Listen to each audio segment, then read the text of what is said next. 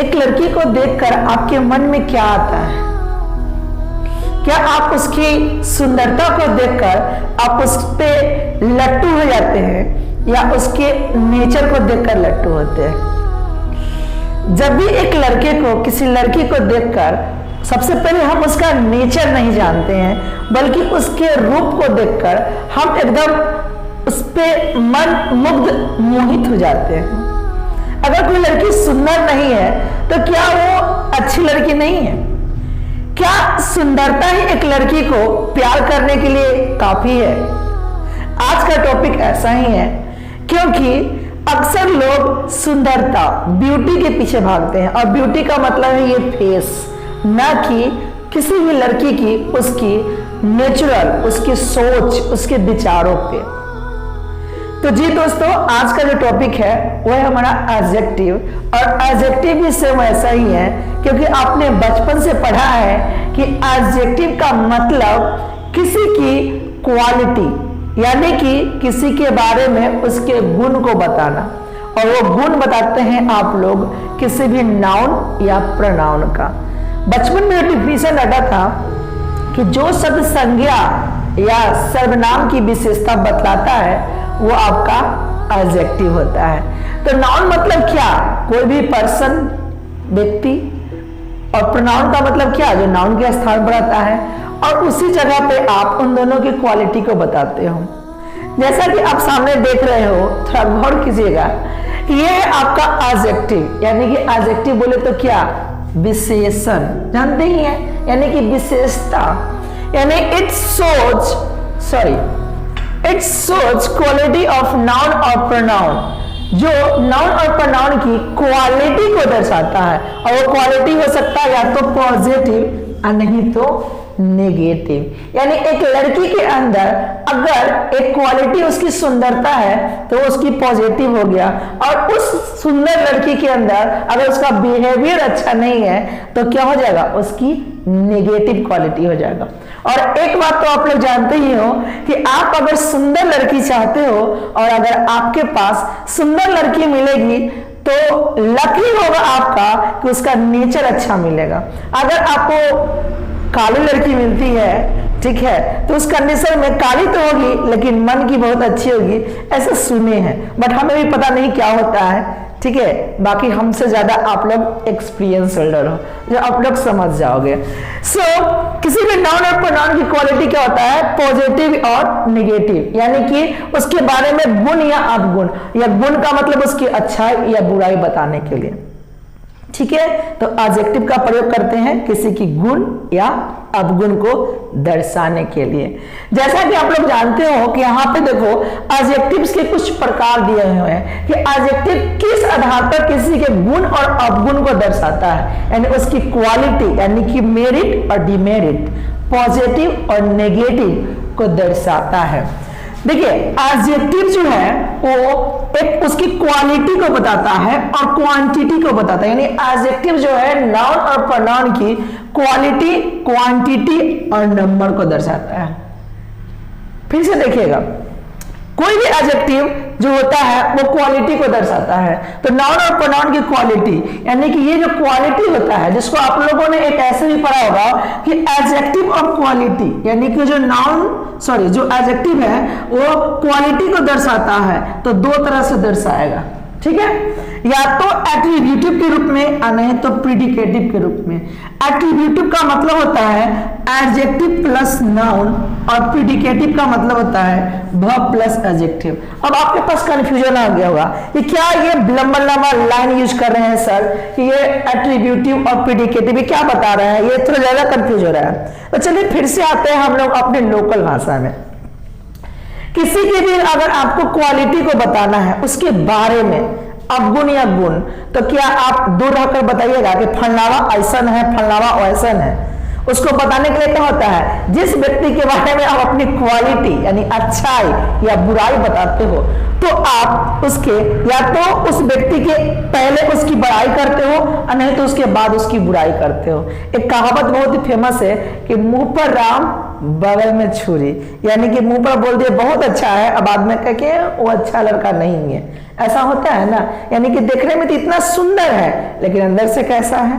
देखिए, क्वालिटी कहने का मतलब है कि एट्रीब्यूटिव, एट्रीब्यूटिव का मतलब होता है एट्रीब्यूटिव यानी कि आगे, यानी जब भी किसी भी नाउन की अगर क्वालिटी को बताना है, उसके गुण को, तो वो एट्रीब्यूटिव कहलाता है। यानी कि नाउन के पहले, ध्यान दीजिएगा, नाउन के पहले अगर कोई एडजेक्टिव आ गया नाउन के पहले तो वो एट्रीब्यूटिव कहलाता है, क्वालिटी बताने में एट्रीब्यूटिव। और साथ ही जब किसी एडजेक्टिव जो है वो वर्ब के, ठीक है, वर्ब के ठीक बाद आएगा, यहां ध्यान दीजिएगा, वर्ब के ठीक बाद अगर कोई एडजेक्टिव आएगा तो वो आपका क्या कहलाएगा, प्रीडिकेटिव। फिर भी कंफ्यूजन है, एग्जाम्पल से समझते हैं। देखिए, दो एग्जाम्पल देते हैं मैं यहां पर। जैसे मैंने लिखा दिस, ये लिखते हैं यू आर गुड बॉय, और दूसरा लिखते हैं राम इज गुड। अब ध्यान दीजिएगा, इस दोनों में अगर क्वालिटी की बात करें यानी कि अच्छाई की बात करें तो कौन है, ये रहा गुड और ये रहा, ये एडजेक्टिव है। अब यहां ध्यान दीजिए, दोनों तो एडजेक्टिव है लेकिन ये दोनों क्वालिटी को बता रहे हैं, लेकिन क्वालिटी में ये कौन एट्रीब्यूटिव है और कौन प्रीडिकेटिव है। तो एट्रीब्यूटिव मतलब आगे और प्रीडिकेटिव मतलब पीछे। तो ध्यान दीजिएगा, एट्रीब्यूटिव में क्या करा है, नाउन के आगे, तो ध्यान दीजिए, बुआ क्या है आपका, नाउन है, और नाउन के ठीक बगल में जो आ गया यानी कि आगे क्या कर रहा है, एट्रीब्यूटिव, यानी कि नाउन के आगे एट्रीब्यूटिव आगे, यानी नाउन के आगे जो आ गया वो आपका क्या हो गया, आपका ये एडजेक्टिव क्वालिटी है और एट्रीब्यूटिव के रूप में यूज हुआ है, यानी ये एट्रीब्यूटिव एडजेक्टिव है। बात समझ में आ गया, एट्रीब्यूटिव यानी कि आगे।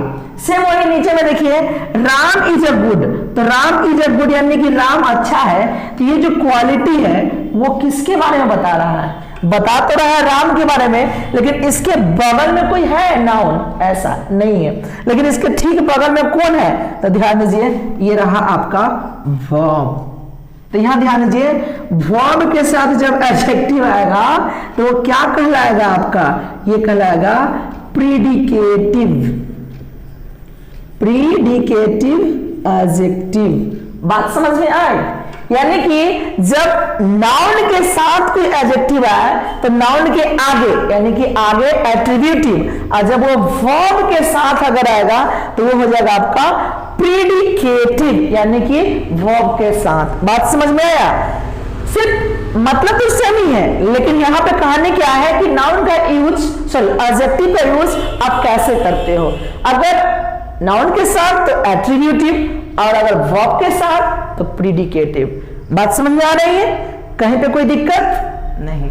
चलिए, अगर दिक्कत हो तो कमेंट बॉक्स आपके लिए ही है, उसका भरपूर मात्रा से यूज कीजिए, जैसे भी करना हो, क्योंकि मैंने ठाना है आपको इंग्लिश सिखाना है, ठीक है। आगे अगर आते हैं तो एडजेक्टिव का दूसरा पार्ट होता है क्वांटिटी।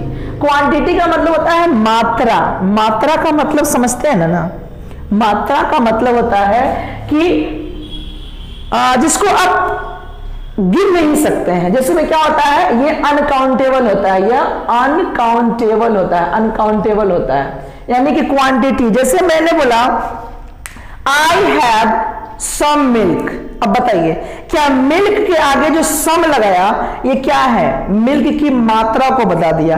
तो क्या मिल्क को हम गिन सकते हैं, वो मात्रा होता है, उसको हम जोक कर केजी में लेते हैं, लीटर में लेते हैं। I have some water, I have few water.